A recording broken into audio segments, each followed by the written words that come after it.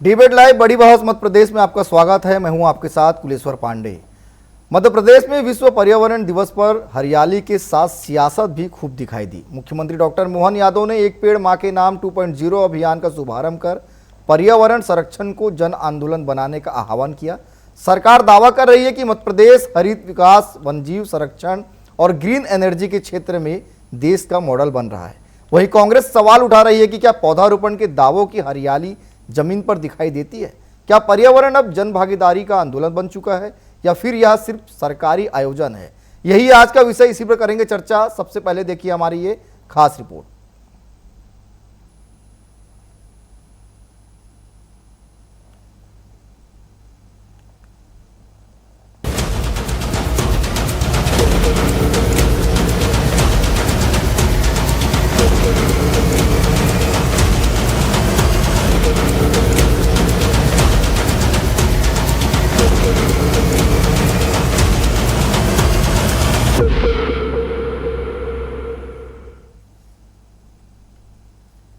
क्या मध्य प्रदेश पर्यावरण संरक्षण का राष्ट्रीय मॉडल बन रहा? क्या एक पेड़ मां के नाम अभियान जन भागीदारी की नई मिसाल बन रहा?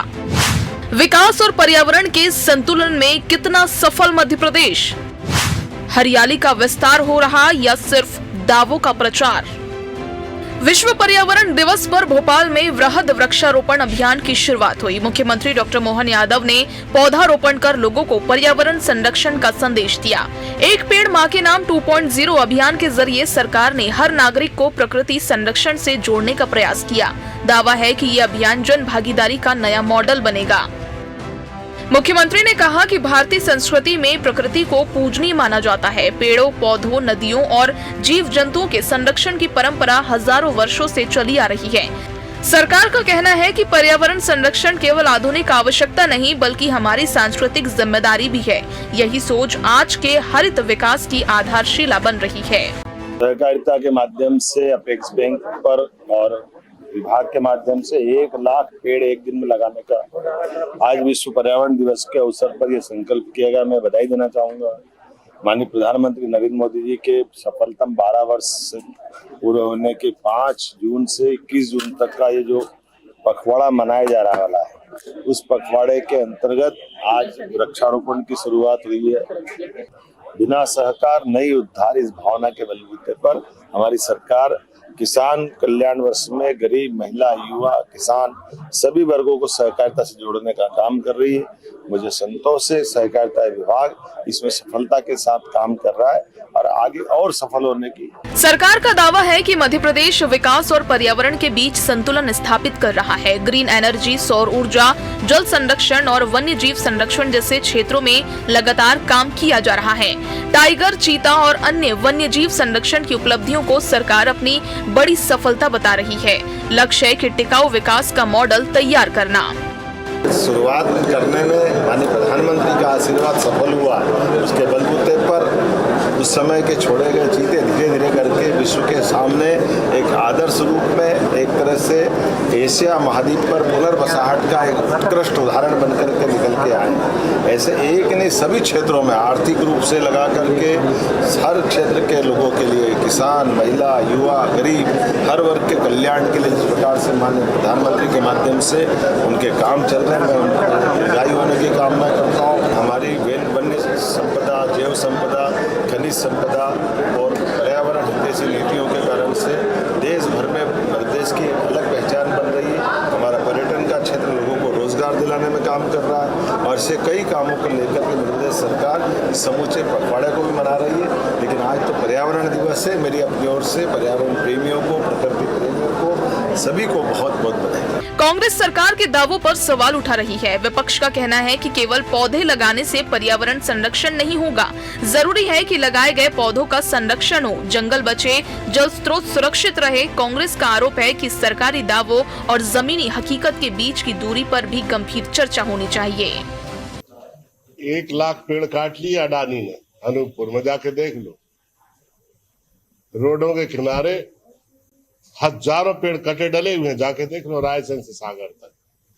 जितना डिफॉरेस्टेशन बीजेपी के जमाने में हुआ है, जितना इकोलॉजिकल इम्बैलेंस, पर्यावरण को नुकसान बीजेपी के जमाने में हुआ है, इतिहास में कभी नहीं हुआ। पहले पेड़ काटने में पैसा खाते थे, अब पेड़ लगाने में भी पैसा खा रहे हैं, पेड़ काटने में भी पैसा खा रहे हैं। सरकार का कहना है कि आने वाली पीढ़ियों के लिए स्वच्छ और सुरक्षित पर्यावरण छोड़ना सबसे बड़ी जिम्मेदारी है। इसी उद्देश्य से वृक्षारोपण, जल संरक्षण और ग्रीन एनर्जी को बढ़ावा दिया जा रहा है। संदेश साफ है कि पर्यावरण संरक्षण केवल सरकारी योजना नहीं बल्कि समाज की सामूहिक जिम्मेदारी बनना चाहिए। विश्व पर्यावरण दिवस पर हरियाली के संदेश के बाद राजनीतिक बहस भी तेज हो गई है। सरकार उपलब्धियां गिना रही है जबकि विपक्ष धरातल पर नतीजों का हिसाब मांग रहा है। लेकिन एक बात तय है कि पर्यावरण संरक्षण अब सबसे बड़ी जरूरत बन चुकी है। सवाल यही है कि क्या ये अभियान आने वाले वर्षों में मध्य प्रदेश को वास्तव में हरित और समृद्ध बना पाएगा। Bureau report, TV24।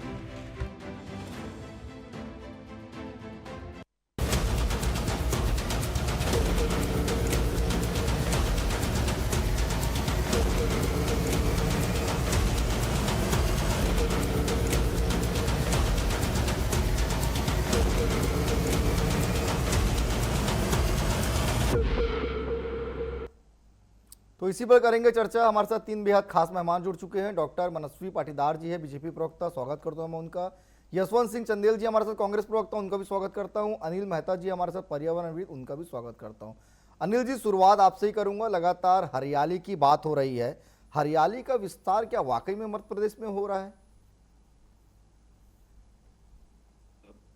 ये तो कहना ठीक ही होगा कि जब से प्रधानमंत्री जी ने आह्वान किया एक पेड़ देश के नाम, एक पेड़ माँ के नाम, और जिस तरह से हम अभी जो क्लाइमेट के एक्सट्रीम्स देख रहे हैं कि कभी सूखा, कभी बरसात, और हम ये भी देख रहे हैं कि जो विभाग की मौसम विभाग की भविष्यवाणी है कि इस साल मानसून कम रहने वाला है। तो मुझे लगता है कि एक पूरे जनमानस में ये चेतना तो जगी है कि हमारी आज की पीढ़ी के लिए और आने वाली पीढ़ी के लिए हम सभी को मिलकर पेड़ों को लगाना चाहिए, प्रकृति को बचाना चाहिए। तो जब भी कोई अभियान जनता स्वीकार कर लेती है, आम जन के मस्तिष्क में वो बात बैठ जाती है, तो उसके परिणाम आते हैं। मुझे इस दृष्टि से लगता है न सिर्फ मध्य प्रदेश में लेकिन पूरे भारत में ये चेतना व्यापक हुई है कि हमें पेड़ लगाने। उस कारण से जो डेटा वो भी कहते हैं कि जो वन है, जो पेड़ है, और पेड़ सिर्फ वन की दृष्टि से नहीं, जंगलों की दृष्टि से नहीं, हरितीमा सब जगह हो, उस दृष्टि से घर से लेकर, मोहल्ले से लेकर और खाली पड़े स्थानों पर सब जगह ये प्रयास शुरू है। आशा की जानी चाहिए कि मध्य प्रदेश और पूरा भारत एक, जैसे कहते हैं कि हरियाली के क्षेत्र में समृद्ध बनेगा। ठीक है मनस्वी जी, हर साल पौधारोपण के दावे होते हैं, कितने पेड़ वास्तव में बचे हैं अभी मध्य प्रदेश में? मनस्वी जी, आपका ऑडियो म्यूट है, उसे अनम्यूट कर लीजिएगा।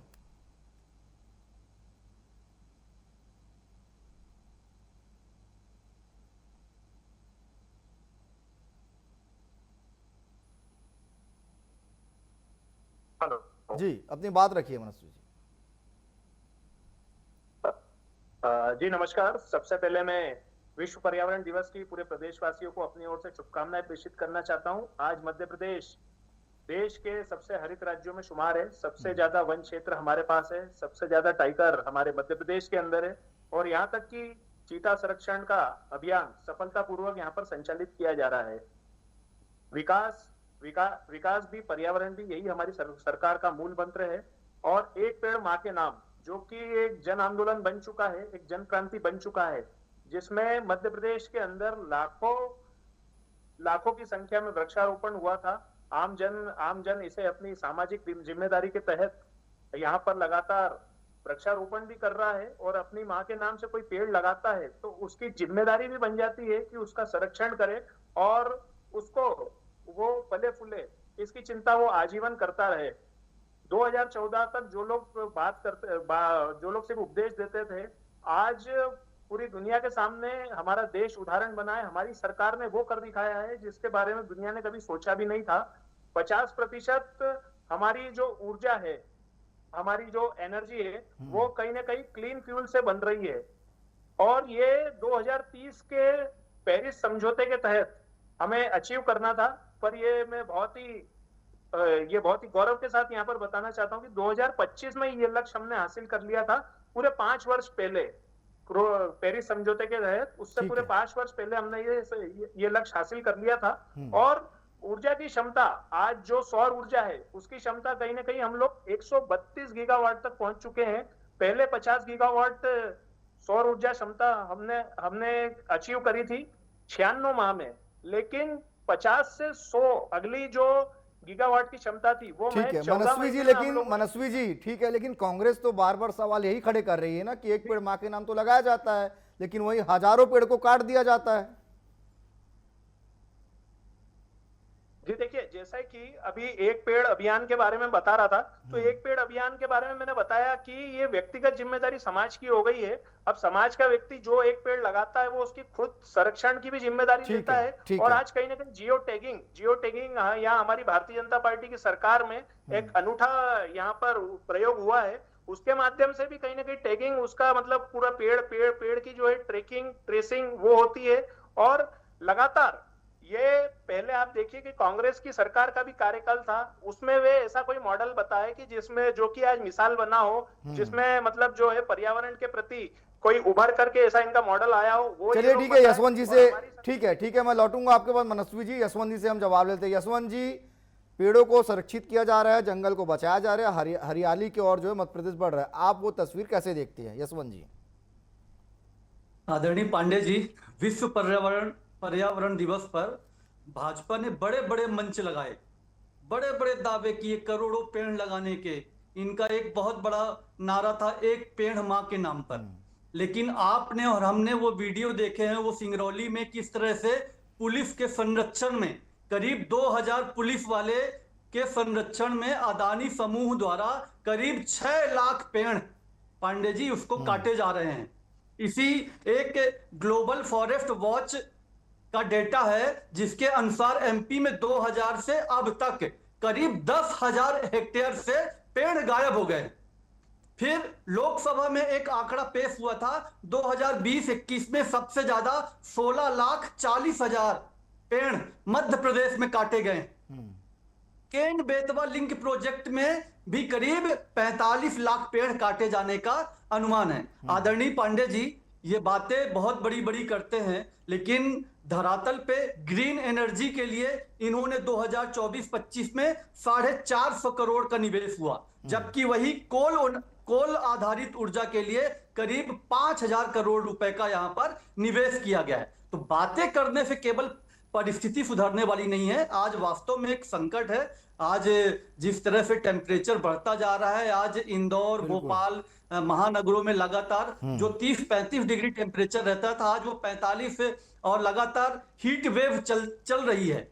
उसको कम करेंगे अगर आप, तो केवल पेड़ों को लगाकर ही कम कर सकते हैं। और जो नदियां हैं, जो उस पे जल प्रदूषण है, उन प्रदूषणों को कम कर। आदरणीय पांडे जी, विधानसभा में डॉक्टर हीरालाल अलावा जी का एक क्वेश्चन था जिसमें इस सरकार ने लिखित में बताया कि 2016 से 2022 तक 5 साल में इस सरकार ने 6 साल में इस सरकार ने करीब 2000 करोड़ रुपए पेड़ लगाने के लिए खर्च किए।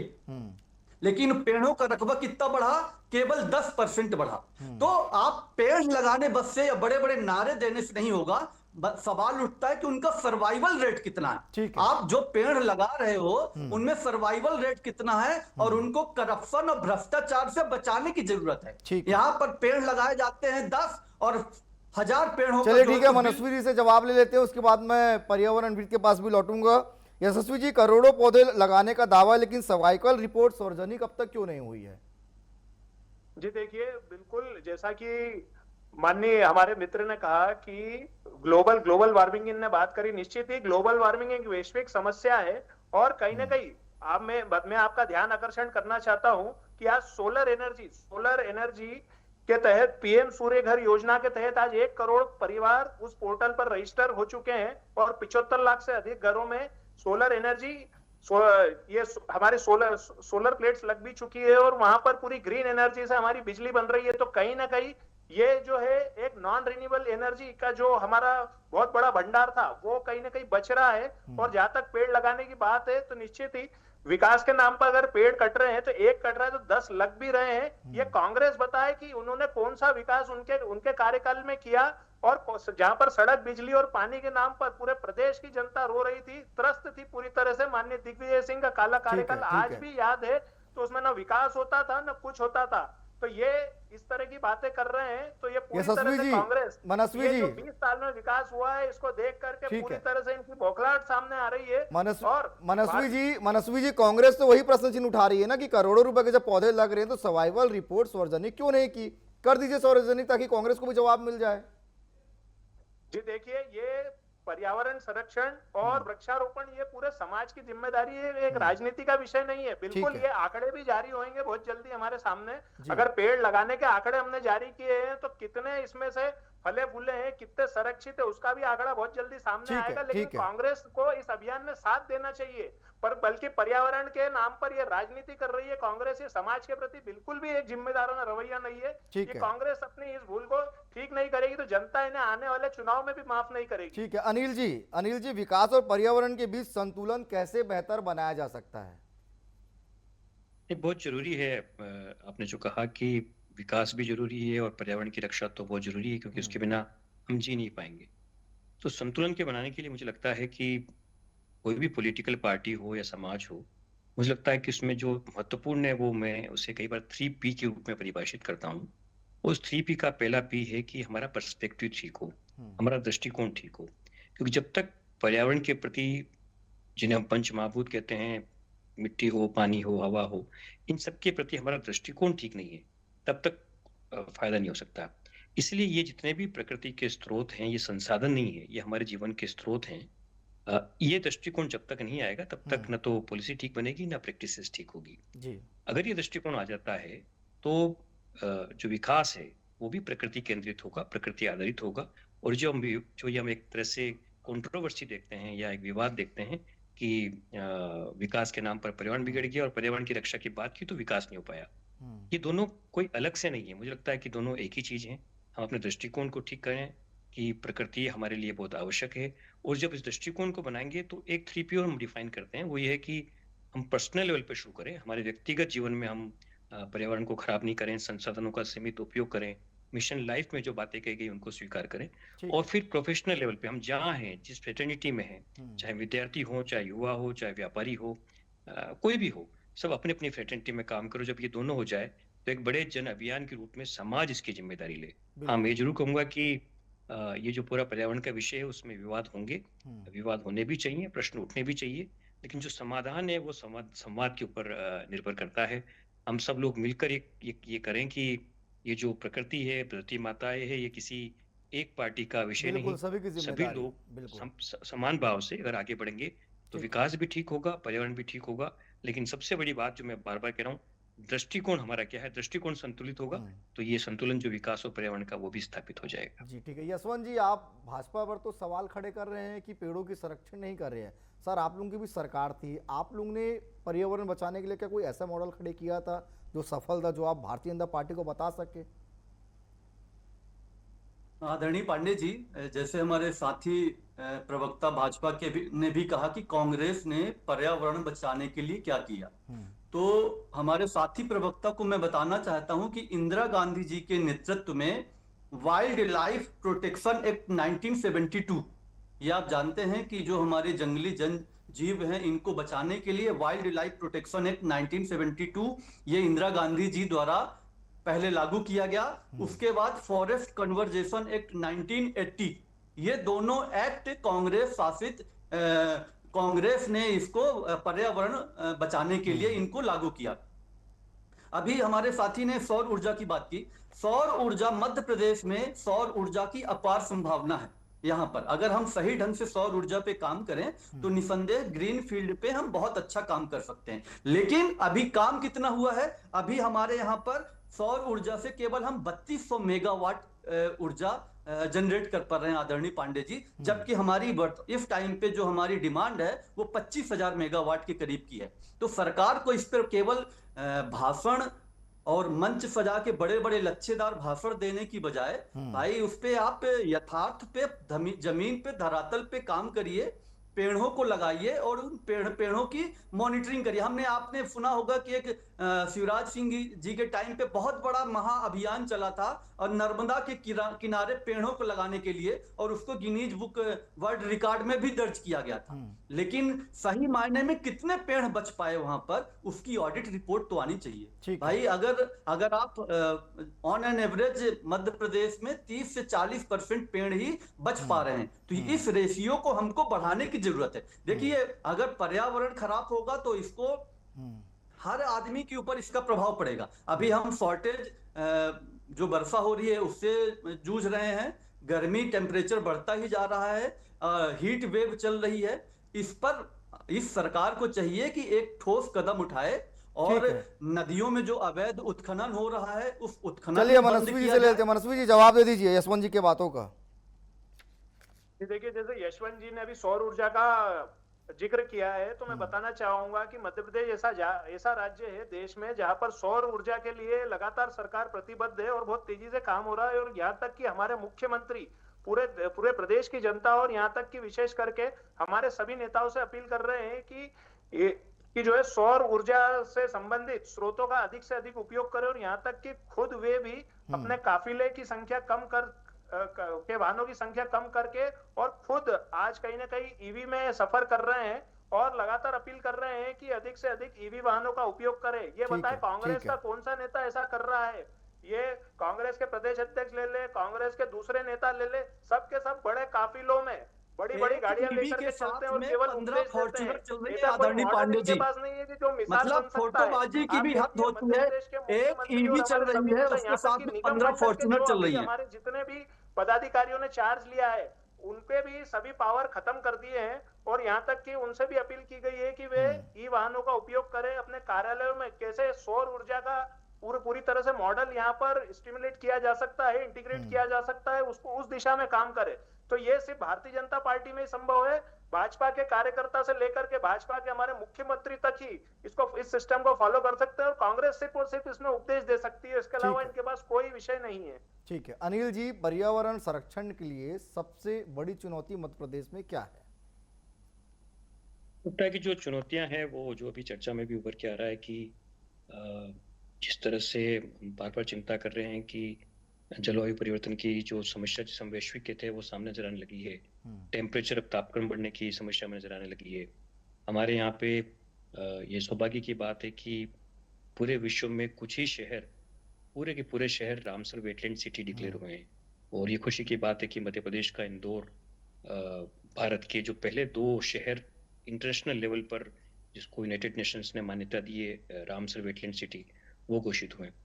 लेकिन क्या हम जनमानस में भी, प्रशासन में भी और अक्रॉस ऑल पॉलिटिकल पार्टीज, क्या हम तालाबों को, नदियों को, वेटलैंड्स को, पेड़ पौधों को एक उनके एक संरक्षक की तरह उनकी सेवा भावना के साथ विचार रखते हैं, नहीं रखते हैं? ये जो जनमानस में जो दृष्टिकोण की स्थापना है, जो मैंने शुरू में आपसे कहा कि धीरे धीरे हो रही है, और चुनौती भी यही है कि जब तक हम अपने दृष्टिकोण को ये नहीं बनाएंगे कि हर एक तालाब को, हर एक नदी को, उसकी पूरी जैव विविधता को, उसके पूरे बेसिन को, उसके पूरे कैचमेंट को, उसकी मछली को, सबको बचा के रखना, टोपोग्राफी को बचा के रखना, जो पहले के जंगल मौजूद है उनको बचा के रखना, ये चुनौती पहले भी थी और आज भी है। सकारात्मक प्रयास जरूर शुरू है, लेकिन मैं कह रहा हूँ कि दृष्टिकोण में जो भारतीय संस्कृति का एलिमेंट है, माता भूमि पुत्रों पृथ्वी का, वो पूरा सा पूरा स्थापित होना अगर वो हो पाए तो मुझे लगता है कि मध्य प्रदेश ही नहीं, पूरे भारत के पर्यावरण की रक्षा होगी और पूरे विश्व के पर्यावरण की रक्षा होगी। ठीक है, तो चलिए समय इजाजत दे रहा है, इसलिए इस विषय को यहीं पे समाप्त करना पड़ेगा। आप तीनों मेहमान हमारे साथ जुड़े, आप तीनों का बहुत धन्यवाद। तो कुल मिलाकर विश्व पर्यावरण दिवस के दिन आज मध्य प्रदेश में डॉक्टर मोहन यादव ने एक पेड़ मां के नाम लगाया और पर्यावरण संरक्षण का संदेश भी दिया, लेकिन वही कांग्रेस इस पर भी कई प्रश्न चिन्ह खड़े कर रही है। फिलहाल आज के लिए इतना ही, कल किसी और विषय के साथ होगी मुलाकात। मुझे दीजिए इजाजत, धन्यवाद।